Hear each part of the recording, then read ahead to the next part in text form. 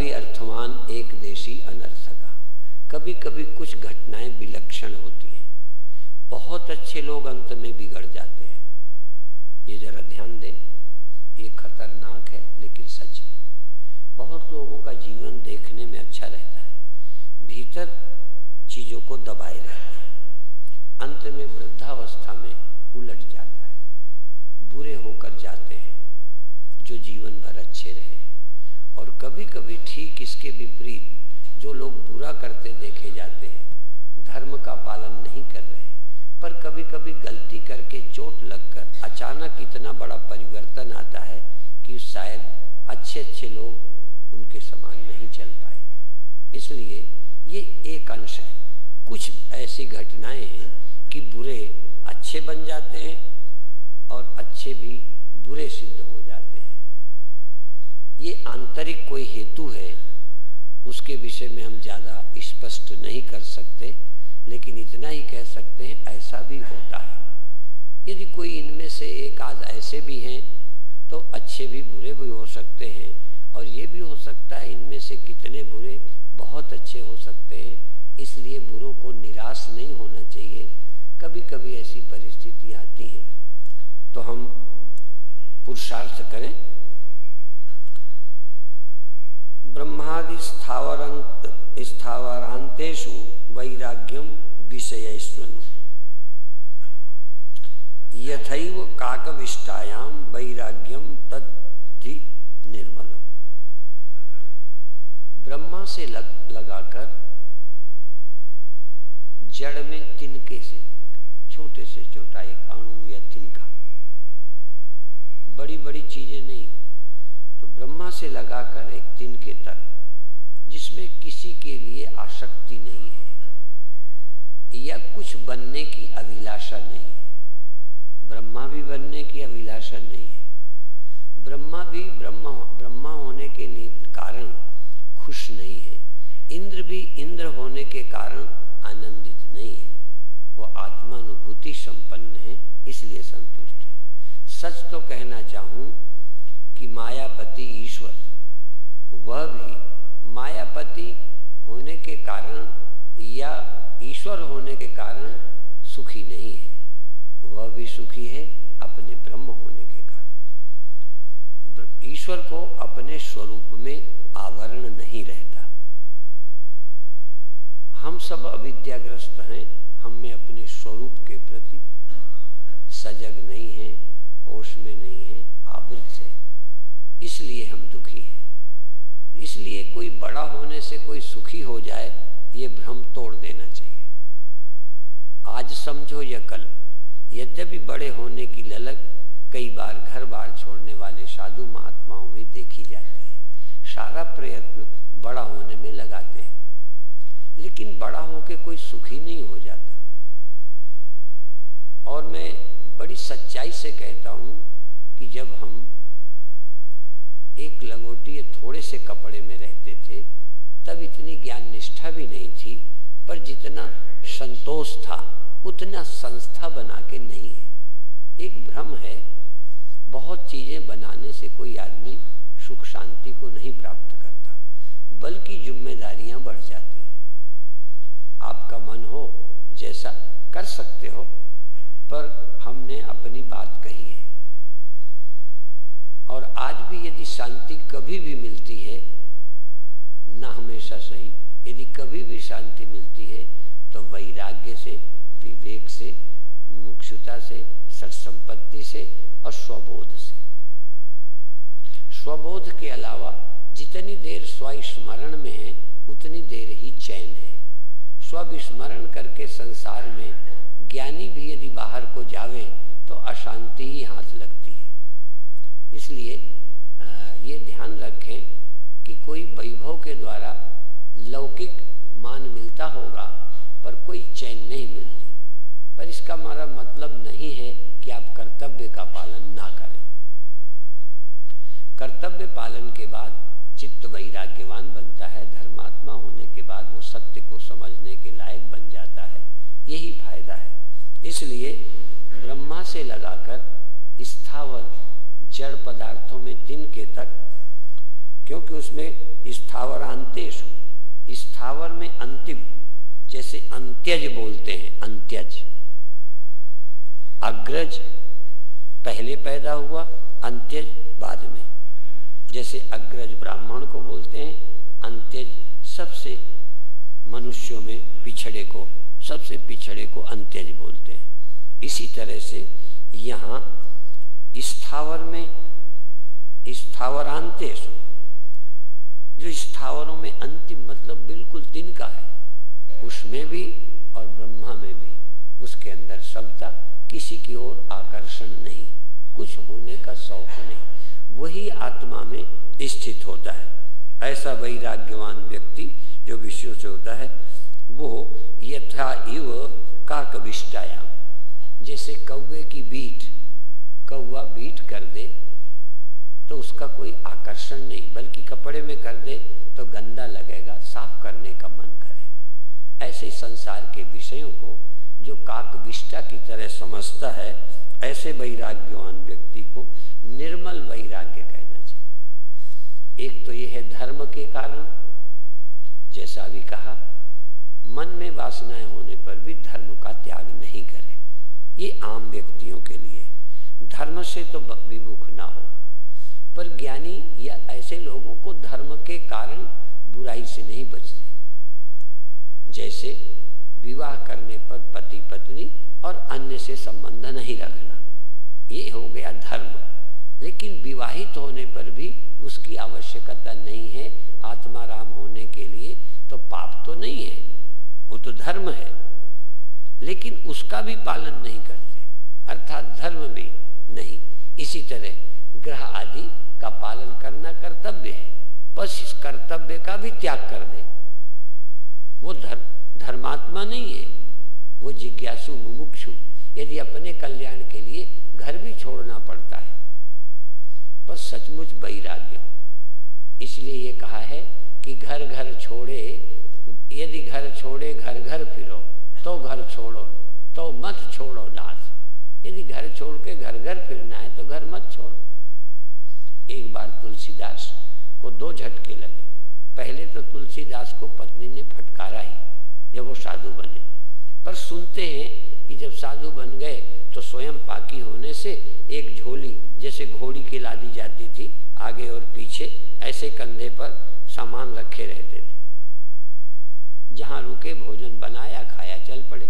चिमटा भी, तवा भी, सारे साधन अपना बनाया खाया, ऐसे स्वयं पाकी बोलते।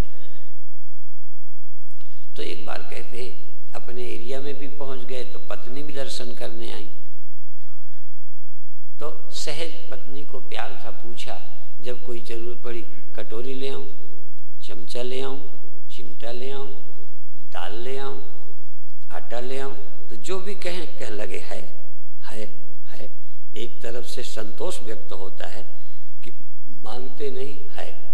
तो पत्नी ने व्यंग में कहा, फिर मैं ही रह गई हूं, मुझे भी झोली में डाल लो, और तो सब है ही आपके पास, मेरे अलावा क्या नहीं है आपके पास।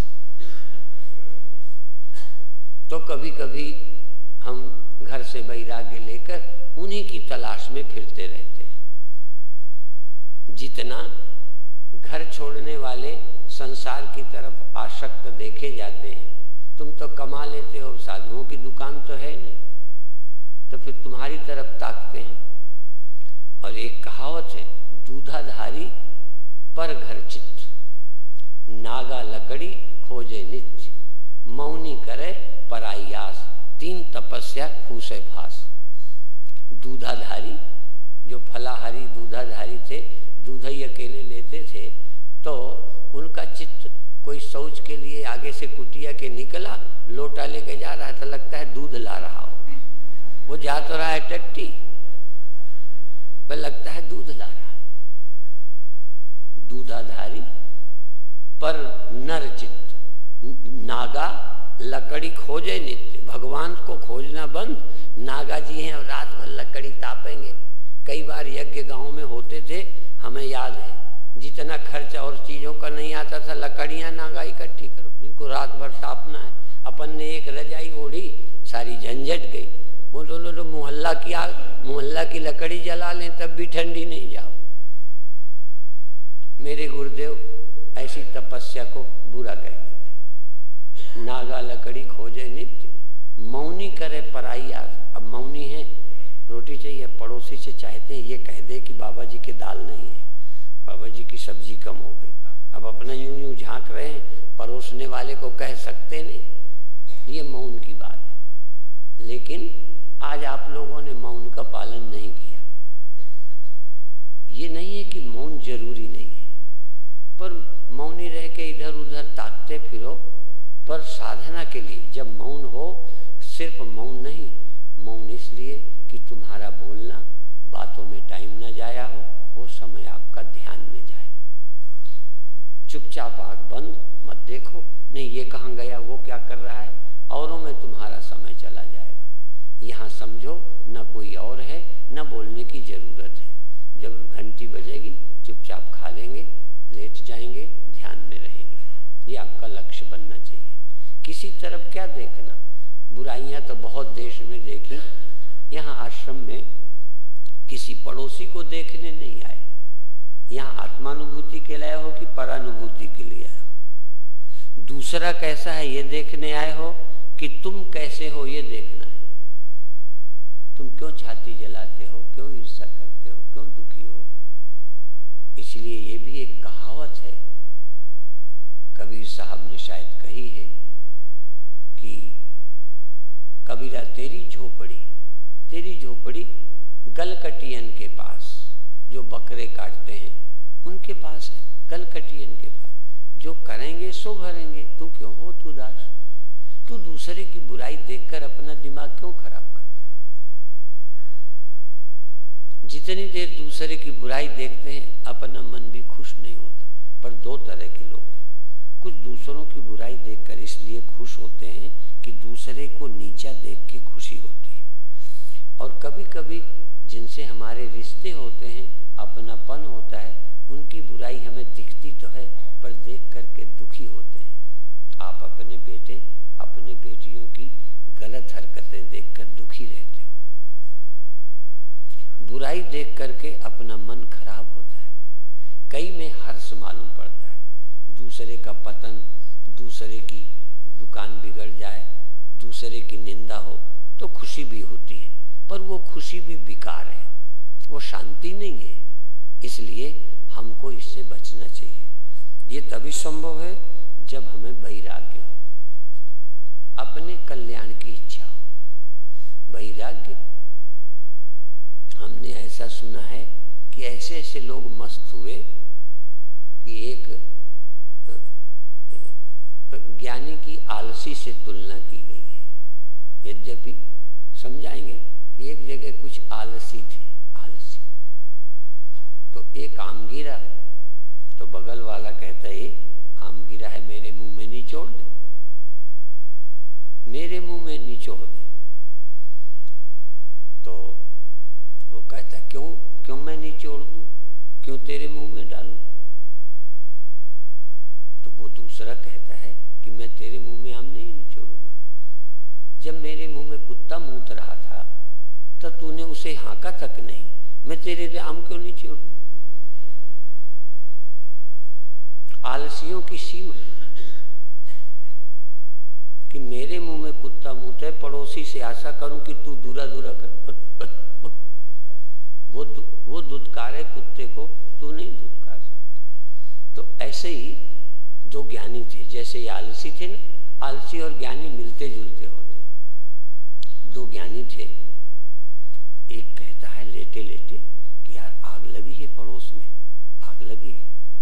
तो कहता है बाहर बाहर अग्नि जले, ये धो धो करके आग जल रही है। तो दूसरा कहता है आंख हमारे कौन करे, उधर आंख क्या करना, जलने दो। ज्ञानी की दृष्टि दूसरे को देखने में न जाए। तो ये कम से कम 6 दिन,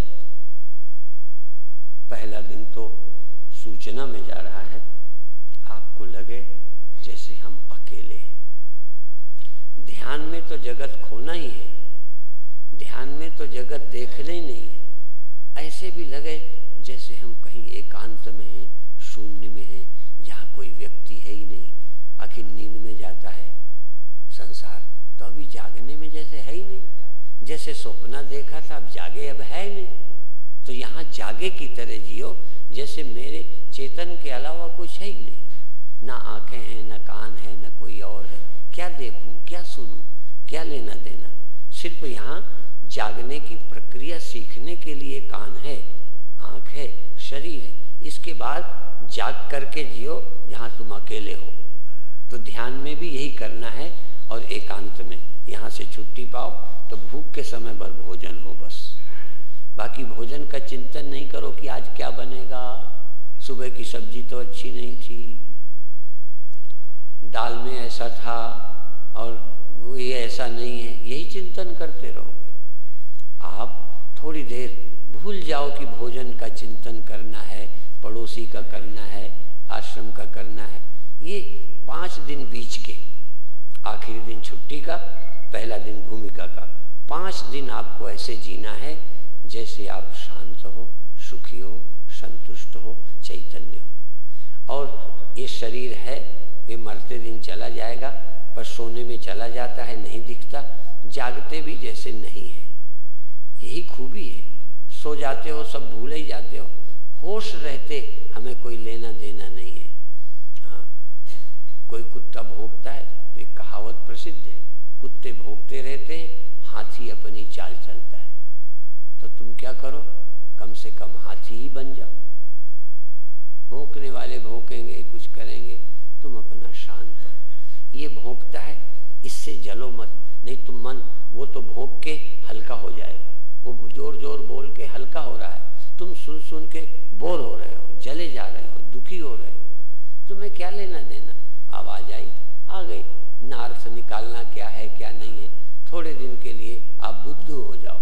जो बुद्धू हो जाते हैं वो बुद्ध हो जाते हैं। बुद्धू होना बुद्ध होने का तरीका है। जड़वत लोक माचरे, ज्ञानी जड़वत, बधिरवत, मूकवत, अंधवत। ज्ञानी अंधे की तरह हो जाए, ज्ञानी बहरे की तरह हो जाए, ज्ञानी मूढ़ की तरह, जैसे जानते नहीं। यहाँ की बहुत घटनाएं हैं।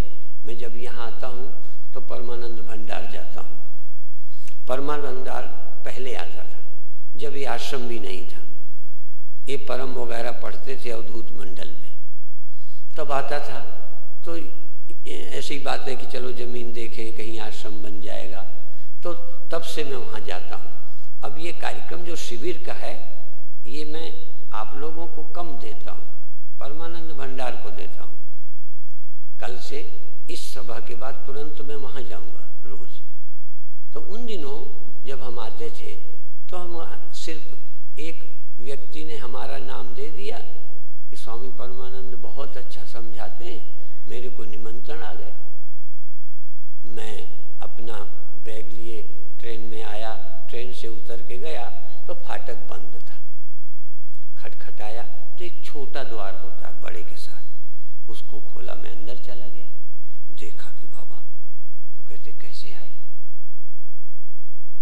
मैंने नहीं बताया कैसे आया, जल्दी नहीं की, कोई तकलीफ नहीं, बोल लेंगे, आप ही पता चल जाएगा क्या गड़बड़ है। थोड़ी देर वो भ्रम में रहेंगे, हम तो भ्रम में नहीं है, भ्रम में वो है। उन्होंने कहा कैसे आ गए? मैंने कहा ऐसे ही आ गए। उन्होंने कहा अच्छा बाहर चलो।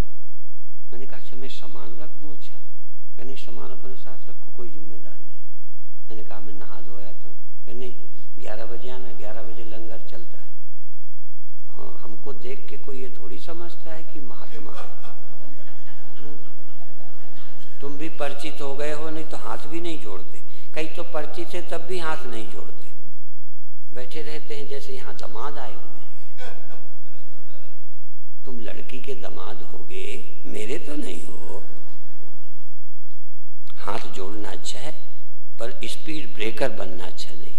निकले तो हाथ जोड़ो, आनंद में डूब जाओ, दर्शन करो, फालतू भीड़ शोर मत करो। ये 5 दिन तुम्हारे अंदर डूबने के, अकेले रहने के, सिर्फ तुम ही हो और कोई है ही नहीं। भूख लगे तो रोटी है बस, शौच लगे तो शौचालय है, ठंडी लगे तो कपड़ा है, नहीं तो कोई रजाई नहीं, कोई कम बस तुम अकेले रहो, तुम संसार से मुक्त हो जाओ, केवल चेतन रहो। ये तो पर वैराग्य होगा तो ना, राग होगा तो उसकी याद आएगी, द्वेष होगी तो उसकी याद आएगी। राग द्वेष तुमको अपने घर नहीं रहने देते। जिन स्त्रियों का मन नहीं लगता दरवाजे बैठी रहती हैं, कब मौका लगे तो पड़ोस में हो आवे, बातचीत करें, टाइम बीत जाएगा। जिनके बच्चे नाती पोते हैं उनका बूढ़ियों का तो मन लग जाता है, नहीं करें तो क्या करें, फिर फोन करेंगे आजकल, तुम्हारे यहाँ क्या बना है, जब तुम्हें करना क्या है, तुम्हें रोटी मिलेगी क्या, उनके यहाँ जो बना होगा। पर मन नहीं माने, कोई ना कोई बात तुम्हारे पास, कोई नहीं तो मेरे पास आ जाएगी, भाई कब तक रुकोगे, शिविर के बाद रुकोगे कि नहीं। हमने कहा शिविर के बाद हम मर जाएं, तुम्हें क्या लेना देना, तुम क्यों पूछते हो, तुम टाइम जाया क्यों करते हो। आप कब आए थे, मैं 10 दिन पहले आया था, बोलो क्या करोगे, क्या फायदा है, मैं कभी आया हूँगा। माने तुम जानना चाहते हो, पूछते क्या हो, आए हो ब्रह्म ज्ञान के लिए, पूछते क्या हो, आपकी उम्र कितनी हो गई होगी। मैंने कहा 200 साल का हूँ, बोलो क्या करोगे। स्वामी जी कितने पढ़े हो, मैंने कहा 1 कक्षा भी नहीं पढ़ा, मैं अनपढ़ा हूं।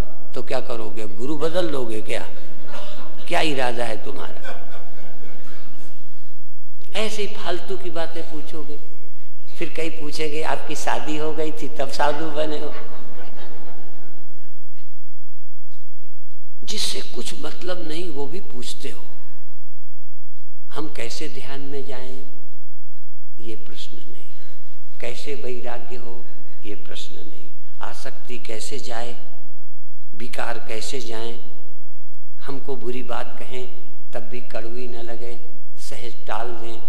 जैसे हाथी कुत्ते के भौंकने से परवाह नहीं करता, ये अकल कब आएगी। गधा दिन भर का ढोने वाला, बोझ ढोने वाला, 1 मिनट ऐसे लेटता है जमीन में, उसकी उदासी खत्म हो जाती है। इसलिए कहावत है, राही प्यासा क्यों, गधा उदासा क्यों। कहावत है, गधा उदास क्यों है, राही प्यासा क्यों, लोटा न था, गधा लोटा न था सो उदास है, लोट ले उदासी खत्म। तो गधे को परमात्मा ने वरदान दिया है, इतनी मेहनत करके 2 करवट यूं मारता है, ताजा होके परमहंस बन के खड़ा हो जाता है, कोई चिंता नहीं, सब गया, न मान न अपमान, दिन भर बोझा ढोया, ये भी गिला नहीं करता कि मेरे को बोझा ढो के छोड़ दिया, चारा भी नहीं दिया, पड़ोस में चर लेता है। तुम किसी साधु को एक दिन काम में लेके छोड़ दो तो 1000 गाली देगा तुम्हें। एक सम्मेलन में विदाई नहीं ठीक मिले तो अगले बार नहीं जाता। और कई विदाई वाले बड़े खिलाड़ी होते हैं, खूब पैर छुएंगे, ये करेंगे, पूरा प्रवचन कराएंगे, लिफाफा पकड़ाते हैं ट्रेन में, गिनेगा भी तो बाद में गिनता रहेगा, फिर कुछ कह न सकेगा। अभी गिन ले, यदि एक सभा भी रह गई हो तो सारी भड़ास अंतिम सभा में निकाल लेगा, इसलिए पहले नहीं देते, वो देते हैं विदा करके कि वातावरण भी खराब न करे कि बेईमान ने चंदा इतना कर लिया, दिया नहीं, इसलिए ऐसे टाइम पे विदा करते हैं। हाँ, तो देखो गधे की गधा देखो कैसा मस्त है, कम अकल है, तो आप समझदार होके गधे की भी बराबर नहीं हो, गधे की जितनी भी अकल नहीं है, गधा कम अकल भी है फिर भी अच्छी अकल है, भगवान ने गिफ्ट दिया है। तुम समझदार हो, बोझा लिए फिरते हो। कभी कभी तो जितने अच्छे लोग हैं वो ज्यादा टेंशन में मरते हैं, बुरे लोग तो मनमानी करके कम से कम अगर अभी हल्के हैं, बाद में चाहे न रख जाएं, बाद में कुछ दुर्दशा हो, बुरे लोग अभी चैन में हैं, अच्छे लोग तो अभी नरक में हैं, बाद में स्वर्ग मिलेगा तब मिलता रहेगा। जिंदगी में अच्छे लोग ज्यादा दुखी हैं। इसलिए कबीर साहब ने कहा, सुखिया सब संसार, कबीर साहब ने कहा सुखिया सब संसार, खावे और सोवे, खाते हैं, ताश खेलते हैं, फालतू का मनमानी करते हैं और सो जाते हैं। जो शास्त्र के नजदीक नहीं गए वो ठीक है, क्योंकि शास्त्र जिन्होंने सुने दिमाग में पाप पुण्य भी आ गया, किए बिना रह भी नहीं पाते, दुखी भी रहते हैं, दूसरे को देख के जलते हैं। जिनके अंदर पाप पुण्य का संस्कार नहीं है, अमेरिकन ही ठीक है, चाहे जैसे रहते हैं मस्त रहते। इसलिए सुखिया सब संसार खावे और सोवे, दुखिया दास कबीर जागे और रोवे। जो जितना जागरूक है वो दुखी है। देश के लिए देश में कौन दुखी है? जो देश के राष्ट्र के भक्त हैं, उन्हें दुख है देश बिगड़ने की। बाकी तो देश बांटने को तैयार बैठे हैं, देश को लूट के खुश हैं। देश जहां जहां चला जाए, उनकी अपनी वासना है। कल रितंबरा परसों फरीदाबाद में बोल रही थी कि पवित्र पिता पुत्री के रिश्ते खराब हो गए, बहन भाई के रिश्ते खराब हो गए, बाबा नातिन के रिश्ते खराब हो गए। विदेश में थे तो थे, भारत में ये रोग बढ़ रहा है। तो हम पहला धर्म का पालन करें, दूसरा वैराग्यवान होकर अपने कल्याण के लिए, अपनी चित्त शुद्धि के लिए, किसी पर एहसान नहीं। यदि मुझे क्रोध ना आए, तुम पर गुस्सा ना आए, क्रोध ना आए, तो तुम पर भला है कि मेरा अपने ऊपर भला है। यदि मेरे को द्वेष ना आए तो तुम पर भला कर रहा हूं कि अपने पर कर रहा हूं। भगवान बुद्ध दुखी नहीं होते, शांत रहते हैं, तो अपने पर उपकार है। अपने पर दया करो, अपने पर रहम करो, अपने को दुखी न करो। उद्धरेद आत्मनात्मानम नात्मानम औषादय। अपने को तुम सुखी कर लो, पर मेरे कहने का थोड़ा दूसरा, अपने को सुखी करने के लिए दूसरे की हत्या न करो। अपने सुखी करने के लिए बलात्कार मत करो। अपने सुखी करने के लिए चोरी मत करो, जेब मत काटो। यदि बिना पाप किए तुम अपने आप सुखी हो, तो तुम जैसा महान और कौन है? तुम किसी को दुख पहुंचाए बिना यदि सुखी हो, इससे ऊंचा और कौन हो सकता है?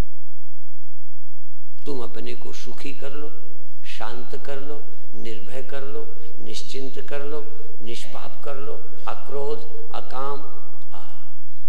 यदि है भी तो धर्म के अंदर रहो। यदि काम है तो धर्म के अंदर रहो। लोभ है तो धर्म का त्याग न करो। क्रोध है तो दूसरे को अनर्गल गाली मत दो। दंड लायक है तो फिर बोल देना, पर अभी बहाना करते हो, अंदर चित्त शुद्ध नहीं है। इसलिए अंदर जब चित्त शुद्ध हो जाता है, वैराग्य होता है, और काकविष्टा के समान संसार के विषयों का त्याग करके चित्त निर्मल हो जाता है, और अंत में नित्यमात्म स्वरूपम ही दृश्यम तद विपरीतगम एवं यो निश्चय सम्यक विवेको वस्तुनः स वै। अब विवेक की बात कह के आज ध्यान करेंगे। नित्यमात्म स्वरूपम, नित्यम आत्मस्वरूपम। आत्मा का जो स्वरूप है वो नित्य है। मैं का स्व, मैं का अपना आपा। जैसे घड़े का स्व, घड़े का स्व, घड़े की आत्मा, घड़े का स्वरूप मिट्टी है। घड़ा नहीं, घड़े का स्वरूप। ऐसे ही मेरा स्वरूप, आत्मा का स्व, जो आपको आत्मा लग रहा है, आपको जो मैं लग रहा है, नहीं, आपका जो स्व है ना, आपका जो सचमुच मैं है ना, वो क्या है? नित्य है। एक एक विशेषण अलग श्लोकों में कहेंगे। इस श्लोक में सिर्फ आपका स्वरूप नित्य है, सदा। आप सदा हैं, और कुछ नहीं इसमें कहा। नित्यमात्म स्वरूपम ही दृश्यम तद विपरीतकम एवं यो निश्चय सम्यक विवेको वस्तुनः स वै। यही विवेक है कि मेरा स्वरूप सदा रहता है, नित्य है, और ये संसार विपरीत है, सदा नहीं रहने वाला। आपका तो शरीर रहने वाला है, आपका मन तो एक समान रहता है। संसार बिल्कुल विपरीत है, ये सदा न रहने वाला है, और आत्मा सदा रहने वाला है, सदा। इसका विवेक करो, और यही मुख्य साधना का विषय है। जो जो तुमको बदल जाता लगे, न रहने वाला देह अनित्य है, ये तुम नहीं हो, ये समझ। ये मन जागृत में स्वप्न में रहता है, सुषुप्ति में तुम्हारे पास ये मन नहीं रहता। और जागृत में स्वप्न में भी एक समान नहीं, बदलता रहता है, कभी इसमें सुख, कभी उसमें, कभी दुख, कभी द्वेष, कभी कुछ, एक समान नहीं रहता, ये बदलता है, विकारी है। इसलिए एवं यो निश्चय सम्यक, अच्छी तरह से सम्यक प्रकार से ये निश्चय हो जाए कि ये संसार बिल्कुल विपरीत स्वभाव का है, मैं बिल्कुल विपरीत हूँ, ये न रहने वाला है, मैं रहने वाला। अभी सिर्फ एक बात पर विचार है, अभी चेतन का नहीं कर रहे और कुछ नहीं कर रहे। इसलिए इन लगातार श्लोकों में एक एक बिंदु रोज मिलेगा। आज के बिंदु में एक बात पर विचार है कि न रहने वाला संसार है, रहने वाला मैं हूं। यदि मैं नहीं रहने का खतरा है, इसका मतलब अभी आपकी समझ में मैं नहीं आया, मैं क्लियर नहीं है। एक बात क्लियर करो कि मैं सदा रहता हूं, ये दृढ़ विचार करो। और नहीं भी है तो अगले श्लोकों में बात क्लियर होगी कि कैसे मैं समझूं कि मैं सदा रहता हूं, कैसे मैं समझूं कि मैं निर्विकार हूं, कैसे मैं समझूं कि मैं मरता नहीं, शरीर मरता है, कैसे मैं समझूं कि मैं नहीं मरता, ये मरता है, कैसे मैं समझूं कि ये विकारी है, मैं नहीं, कैसे मैं मानूं कि मेरे ज्ञान में घटता बढ़ता नहीं, ये आभास मात्र घटता बढ़ता है। जैसे मेरे आंख लगा दी तो मेरे साथ, मुझ चेतन के साथ देखना जुड़ गया, ज्ञान नहीं बढ़ा, जरा ध्यान रखना।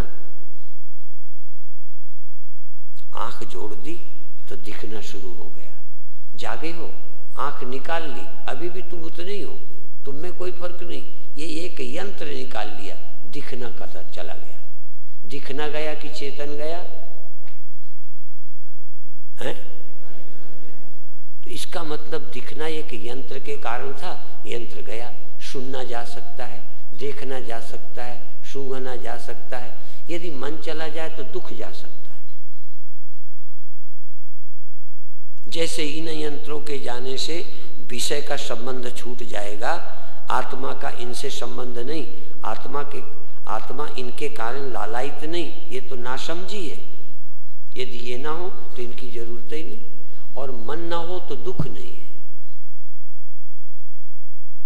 मन नींद में नहीं रहता, इसका मतलब ये दुख सुख आदि, ये विकार शरीर के हैं, ये परिवर्तनशील है, न रहने वाला है मन, इसलिए नींद में आपका साथ नहीं रहता, फिर जागृत में खड़ा होता है। ये आंखें स्वप्न में ये नहीं होती, बाहर के लिए खड़ी हैं। इसलिए जो ये हैं ये न रहने वाले हैं, तुम सदा रहने वाले हो। ये एक बार निर्णय भी करो, और जैसे निर्णय हो तर्क करो, विचार करो, वो आगे के क्रम में आएगा। कोई चीज छूटने वाली नहीं। अपरोक्षानुभूति में कोई संशय बाकी नहीं रहेगा, कोई प्रश्न नहीं रहेगा, कोई ऐसी बात नहीं जिसका उत्तर न होगा। पर ये प्राप्त उसी का होगा जो मोक्ष चाहते हैं, जो मुक्त होना चाहते हैं, जो बंधन को समझते हैं कि ये बंधन है, ये आंखें मेरे साथ, देह मेरे साथ रहे, ये तुम चाहते हो, जबकि ये रहने वाला नहीं। पहली गलती तो ये कि न रहने वाले को रखना चाह रहे हो, और जो रहने वाला है उसे ठीक से समझ नहीं रहे। यही बंधन का दुख का कारण है। इसलिए अपरोक्षानुभूति बंधन के लिए नहीं, मोक्ष के लिए। जो मुक्त होना चाहते हैं, ये अपरोक्षानुभूति पुस्तक जगत गुरु शंकराचार्य, जगत गुरु बोलते हैं। अब तो सभी जगत गुरु हैं। जिनको अपने को ज्ञान देना नहीं आया, अपने को तारना नहीं आया, वो जगत गुरु है। जगत भर को तारेंगे और अपने तरने की अकल नहीं, कम से कम और को न तार पाते, खुद ही तरते। इसीलिए कभी कभी मैं व्यंग करता हूँ। हमारे भारत के महात्मा विदेश गए तो वो जमीन से उठना सिखा रहे थे, और जमीन के उठने से उठने का आश्वासन देके मंत्र दिया। तो कई लोगों ने केस चला दिया। अमेरिका इस मामले में नंबर 1 है, तुरंत केस चला देता है। मैं भी जब गया तो कई लोग उनसे डॉलर तय करते हैं, $100 पर तीसरी आंख खोलेंगे स्वामी जी। मैंने कह दिया कि मैं तीसरी आंख खोलने की जिम्मेदारी नहीं लेता, कल कोई मुझ पर मुकदमा ठोक दे, इसलिए मैं तीसरी आंख खोलने की बात नहीं करता। और आगे पर्चों में छापो मत बिना मेरी आज्ञा के। कुंडलनी जगाने के $100, अब कुंडलनी जगाओ, अब तुम्हारी न जगे तो अपन क्या करें।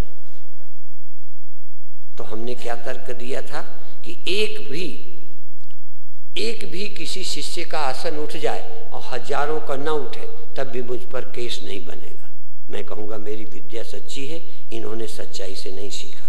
पर यदि एक का न उठे तो फिर मेरा फ्रॉड माना जाएगा। और चलो जाए, एक चेला का न उठे, मैं उठ के दिखा दूं, ध्यान करते मैं जमीन से उठ जाऊं तो तुम ताली बजाओगे, फिर कोई केस मुझ पर नहीं बनेगा। मुझे उठना आता है, तुम सीखते नहीं हो, मैं क्या करूं। बात समझ में आ गई ना। पर यदि मैं भी ना उठ पाऊं, एक चेला ना उठ पाए तो केस मुझ पर बना बनाया है। भले तुम हिंदू हो, भारत के हो, तुम मुझ पर केस न चलाओ, पर विदेश में हो तो चल जाएगा, क्योंकि ये बेईमानी है। मैं उठ नहीं सकता, तुम्हें उठने की बात कहूं। यद्यपि भारतीय लोग हैं, विदेशों में काम किया है, उसके लिए बधाई है, पर यह जरूरत से ज्यादा बात थी जमीन से उठ जाने की बात, जब तक खुद न उठ जाते। इसी तरह एक समय धीरेन्द्र ब्रह्मचारी थे, समाधि लगाने वाला व्यक्ति ढूंढते ढूंढते मर गए, उन्हें समाधि वाला व्यक्ति नहीं मिला। वो कई साधुओं की तलाश में रहते थे कि किसी की समाधि लग जाए तो उसको भी मैं प्रदर्शन करूं। कई लोग ढूंढ रहे हैं। एक बार आगरा में एक व्यक्ति मिला, कहते थे 2 घंटा साधु को, व्यक्तियों को आंख बंद कर बिठा दो, 2 घंटे में यदि इसे नींद ना आए तो मैं उसको साधु मान लूंगा। 2 घंटे आंखें बंद करो, नींद ना आए। कोई प्रिय वस्तु होती, आत्मा से प्यार होता, भजन में प्रीति होती तो नींद ना आती। पिक्चर में 2 घंटे कहो, 4 घंटे नींद नहीं आए। विवाह हो जाए, सुहाग रात में सारी नींद ना आए, सारी रात नींद ना आए। ये नींद क्या है? जहां प्यार होता है नींद नहीं आती, थकान नहीं आती। 2 घंटे में सारा शरीर दुखता है। रात भर प्रियतमा के पास रहो, प्रियों के पास रहो, न थकान नहीं आएगी, ताजगी बनी रहेगी। क्यों? कि हमारे अंदर काम तो है, राम नहीं है। और काम का प्रेम सहज है, ये बता दें। काम का आकर्षण सहज है, उसके लिए प्रयत्न नहीं, राम के प्रेम के लिए प्रयत्न करना पड़ेगा। इसीलिए गोस्वामी जी ने कहा, जो मोहि राम लागते मीठे, लगते हैं नहीं कहा, वो बल्कि कमी बता दें। जो मोहि राम लागते मीठे, तो 9 रस खट रस हो जाते सब फीके, फिर तो सारी संसार फीका पड़ जाता। और कई लोगों ने कहा कहन सुनन की है नहीं, ये कहने की नहीं, हमने देखा है। कहन सुनन की है नहीं, देखा देखी बात हमने तो देखी है। क्या कह, दूल्हा दुल्हन ले गया, फीकी पड़ी बारात। बारात को कौन पूछता है? बारात के बाजों की कीमत, पंडित की कीमत और बारातियों की कीमत, सारे सखा सहेलियों की कीमत थी। जब तक शादी होगी तो लेके तो वो चला गया, तुम जाओ मरो जा। ऐसे जिस समय सुरति अपने स्वामी को पा जाती है, ये अपने आत्मा के आनंद में, आंखें, ये मन, ये तन फीके पड़े हैं, इनकी कोई वैल्यू नहीं है। इनकी वैल्यू आंखों की थी जब बाहर से कुछ लेना था, कानों की वैल्यू थी जब बाहर से कुछ सुनना था, हाथों की वैल्यू थी जब दूसरे को छूना था। तरसते हैं हाथ छूने को, आंखें तरसती हैं देखने को, पर जब भीतर अपना प्रियतम मिल जाता है, सेज सूली ऊपर सेज पिया कि कहीं विधि मिलना हो, शून्य महल में गगन गुफा में, शून्य महल में सेज पिया कि मेरे पिया शून्य में रहते हैं, जहां इंद्रियां नहीं। मैं बिना इंद्रियों के उनसे मिलूंगा। दुनिया से मिलने को इंद्रियां चाहिए, औरों से मिलने को मन चाहिए, परमात्मा को अपने आप के लिए मन नहीं चाहिए, अमन चाहिए। अपने मिलने के लिए मन चाहिए, अपने मिलने को इंद्रियां चाहिए। और के मिलने के लिए मन है और इंद्रियां हैं, अपने मिलने के लिए न मुझे इंद्रियां चाहिए न मन। एक बार प्रयत्न करो, इनको छोड़ो, आप अपने घर जाओ, देखो अपने घर जाने के लिए कोई मोटरसाइकिल चाहिए। मैं दिन में कहा था, वो आगे आएगा, स्वामी अखंडानंद जी ने कहा विचार। चार माने जैसे व्यभिचार, चार चरगति भक्षण यो, चलना जाना। चार माने जाना, चार माने खाना, चार माने चलना। अब विचार माने उलटना, लौटना। विचार विपरीत विचार या चार के उल्टा, जैसे ताला लगाया उल्टा घुमाओ खुल जाएगी। मैं बताया करता हूं, एक बार किसी ने अपनी बेटी की शादी का वो दिखाया, वो टीवी, तो वो दिखाना चाहते जब भांवर पड़ी थी, तो कभी इधर हो गया, कभी निकाली तो ज्यादा निकल गई। अब एक में माला पड़ चुकी, तो उन्होंने फिर उल्टा चला दी, तो जैसे उसने माला डाली थी वैसे उसने उतार दी। हमने कहा ले, तो जैसे तुमने ऊपर इन इंद्रियों को, मन को लाद लिया है, ऐसे उतार फेंको। विचार माने उलटना, लौट आना, अब जाना नहीं, आगे नहीं बढ़ना। तो अब ध्यान करेंगे।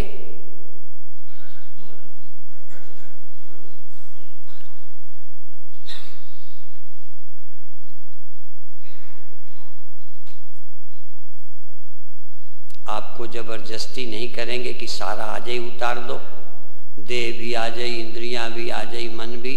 धीरे धीरे उतारना सीखो। आज पहले देह में रहो, अभी ब्रह्म भी नहीं। ब्रह्म चिंतन तो अपरोक्षानुभूति धीर में होगी।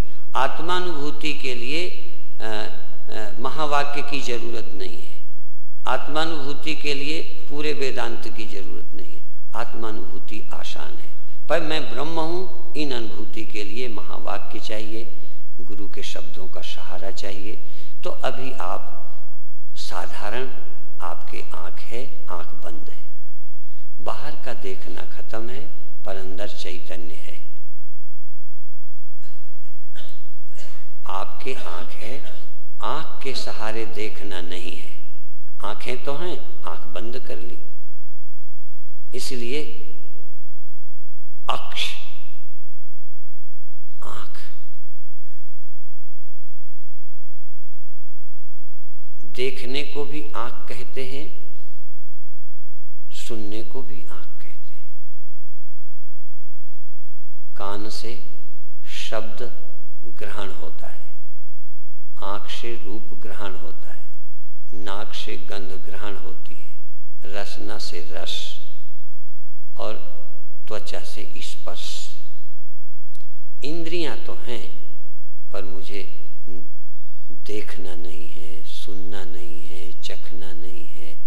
5 विषयों का त्याग। यदि विषय आ जाएं तो भी त्याग करना है, अर्थात उसका रस नहीं लेना, उसका मजा नहीं लेना, उसे ग्रहण करने की इच्छा नहीं करनी।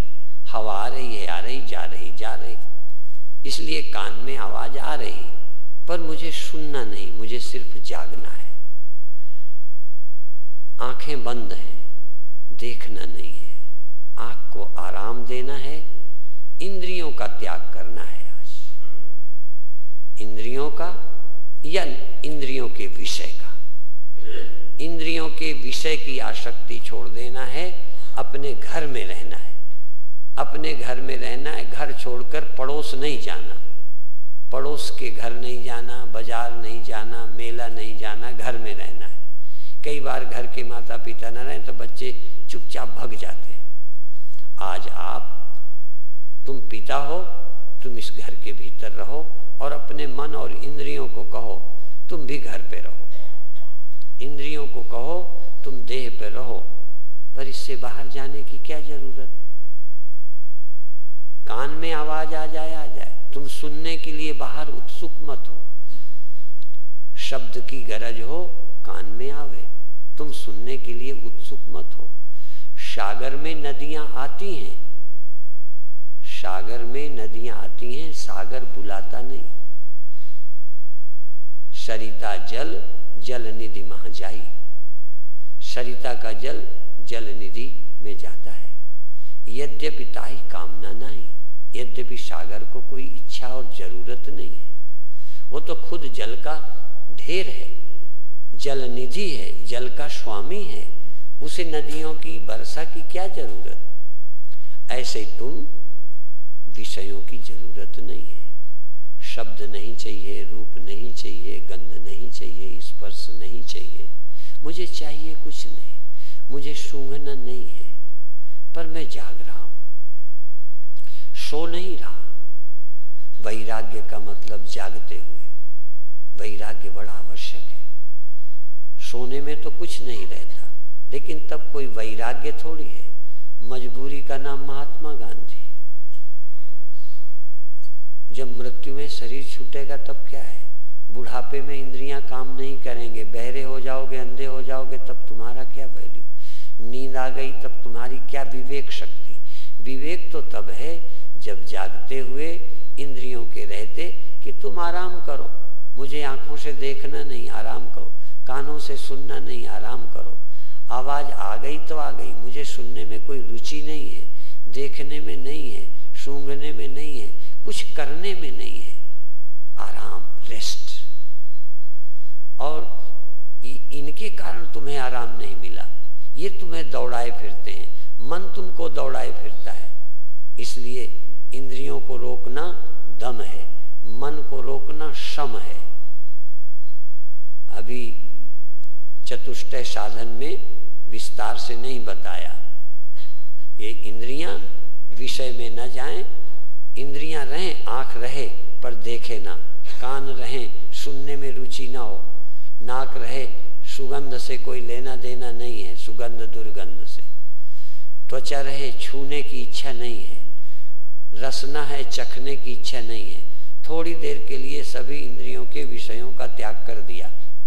ये इंद्रियों के विषयों का त्याग शम है। मन से विषय की स्मृति आसक्ति सम है, और अपने आप में शांत हो जाना समाधान है। और साधना में थोड़ा कष्ट आए तो सहना तितिक्षा है।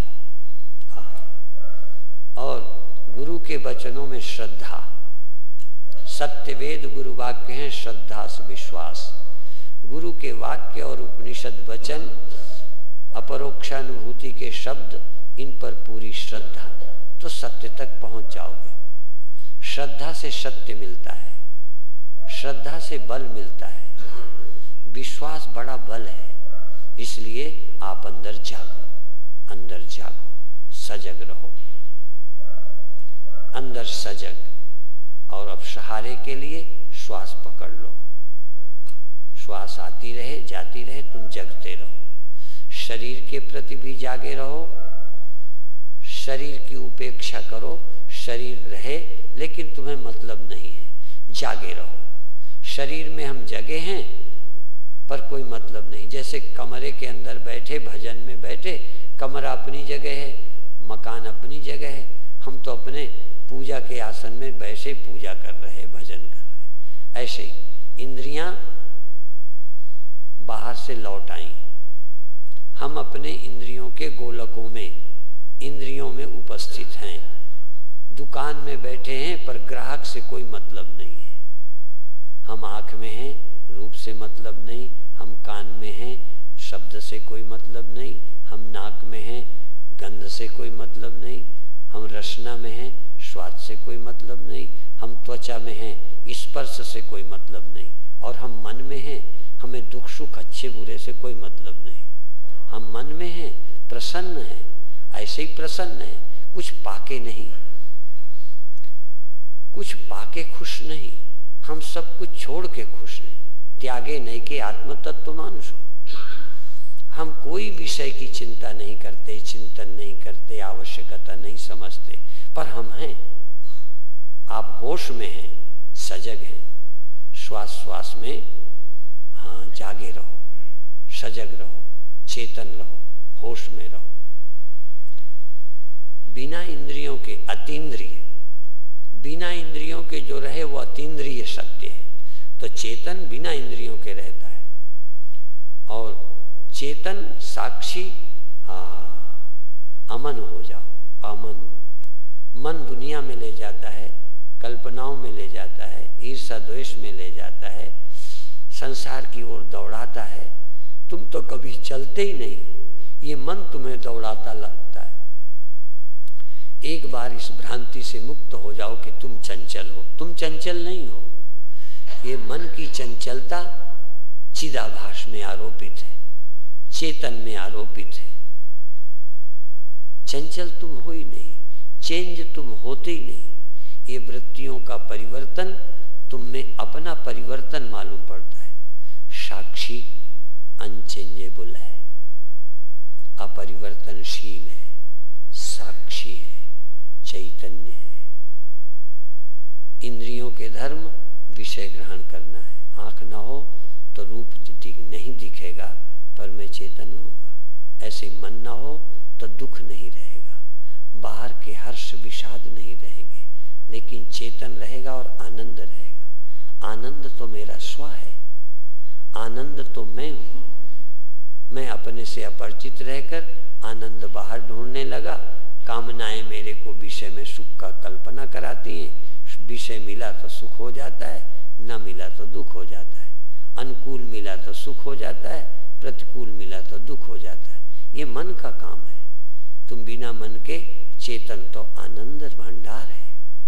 आत्मा चैतन्य है, सत्य है, आनंद है। आज हमें इस नित्यता का ध्यान करना है। अनित्यता तन में है, अनित्यता इंद्रियों में है, अनित्यता परिवर्तन मन में है। चैतन्य अपरिवर्तनशील है, चैतन्य नित्य है, सत्य है, सनातन है, सदा है। बुद्धि वृत्तियां कभी जागृत होती हैं, कभी सुप्त हो जाती हैं, कभी संसारी हो जाती हैं, कभी वैराग्यवान हो जाती हैं।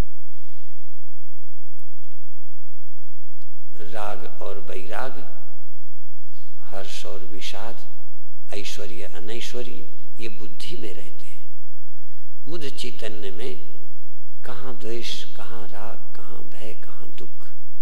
चैतन्य ने दुख नहीं देखा, चैतन्य ने रूप नहीं देखा। चैतन्य ने तो आंखों के द्वारा रूप देखा, कानों के द्वारा शब्द सुना, मन के द्वारा दुख सुख अनुभव किए। नहीं तो चेतन तो दुख से परिचित ही न होता, चेतन तो मृत्यु से परिचित न होता।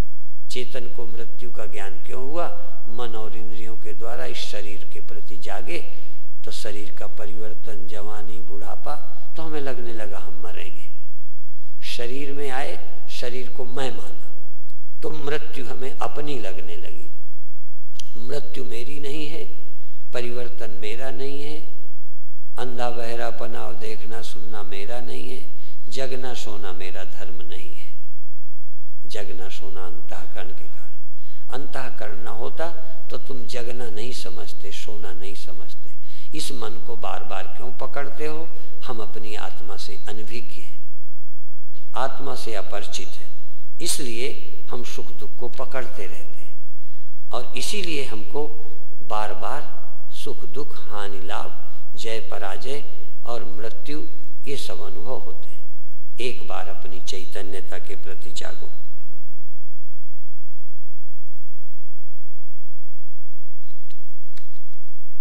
दो मिनट मौन और शांत, और इसके बाद सजग रहते, श्वास का स्मरण करते, संसार से उपराम रहते, संसार के प्रति वैराग्य रखते, संसार की किसी वस्तु की इच्छा न करना, किसी के जाने का भय न करना। साधना काल में कम से कम ये ख्याल रखो, किसी का भय नहीं, किसी की चिंता नहीं।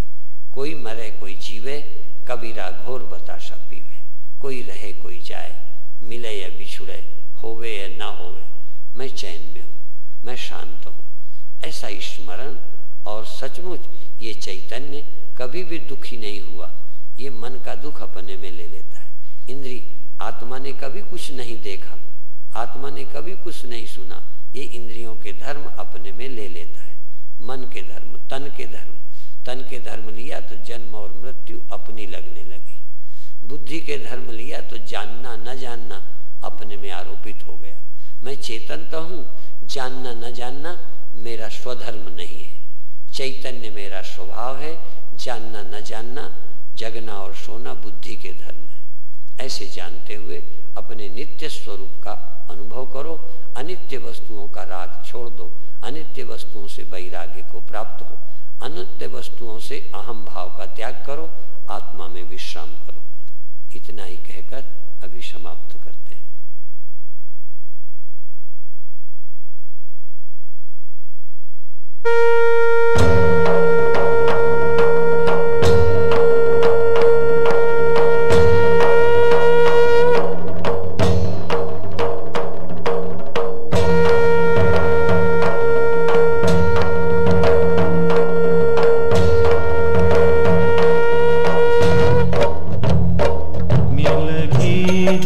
सतगुरु आरती मिल की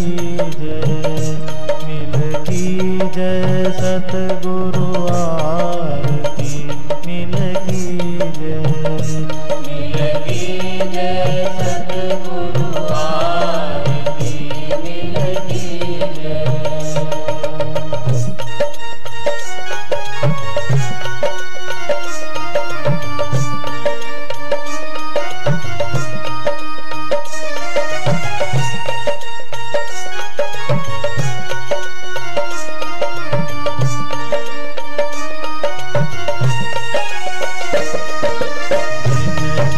चरण कमल रज सुंदर, जिनकी चरण कमल रज सुंदर, भव दुख सकल निवारती मिल की जय, भव दुख सकल निवारती मिल की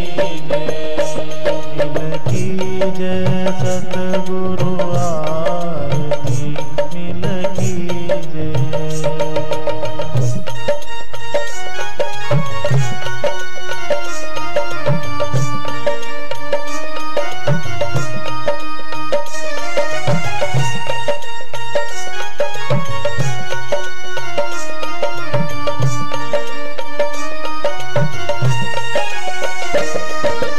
वाणी अमृतमय सुन जिनकी, वाणी अमृतमय सुन जिनकी, ज्योति ब्रह्म को धारती मिल की जय, ज्योति ब्रह्म को धारती मिल की जय,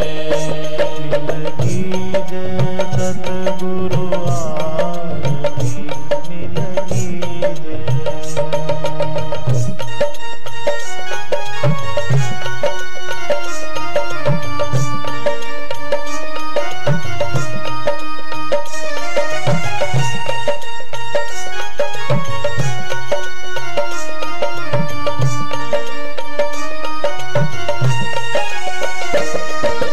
दया से जिनकी द्वैत दूर